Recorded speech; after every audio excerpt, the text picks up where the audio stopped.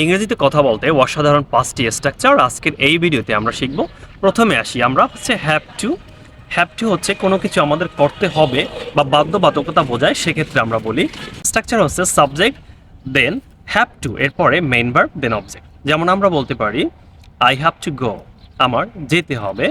এবার যদি বলি আমার ইংরেজি শিখতে হবে, I have to learn English. আমার ইংলিশে কথা বলতে হবে, I have to speak in English. Okay, এরপরে আমরা শিখবো হচ্ছে হ্যাজ টু। হ্যাজ টু মানে হচ্ছে সেম অর্থ, যেমন হি শি ইট নেম বা থার্ড পার্সন সিঙ্গুলার নাম্বারের ক্ষেত্রে আমরা ইউজ করি হ্যাজ টু। যেমন যদি বলি যে হি হ্যাজ টু গো, তার যেতে হবে। এবার যদি বলি নেসারের ইংরেজি শিখতে হবে, Nesar has to learn English. এভাবে আমরা বলতে পারি। অ্যান্ড নাম্বার 3 ইজ, আমরা শিখবো হচ্ছে হ্যাড টু। হ্যাড টু মানে কোনো কিছু করতে হয়েছিল। যেমন আমরা বলি, এর আগে আমরা বলেছিলাম হবে, এবার হচ্ছে হয়েছিল। এটাই আমরা বলতে পারি I had to learn English, আমার ইংরেজি শিখতে হয়েছিল। আই হ্যাড টু গো, আমার। ওকে, এরপরে আমরা শিখবো হচ্ছে ক্যান নট বাট।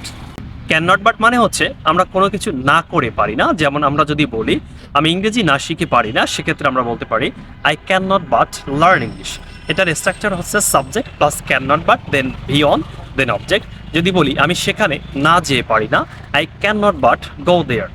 ওকে, এরপরে আমরা শিখবো হচ্ছে could not but. Could not but মানে হচ্ছে না পারলাম না, বা কোনো কিছু না করে আমরা যেটা পারলাম না, আমরা বলতে পারি I could not but learn English, আমি ইংরেজি না শিখে পারলাম না।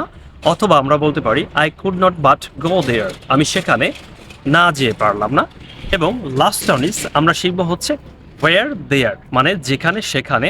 আমরা বলতে পারি where there is hard work there is success, যেখানে পরিশ্রম আছে সেখানে সফলতা আছে।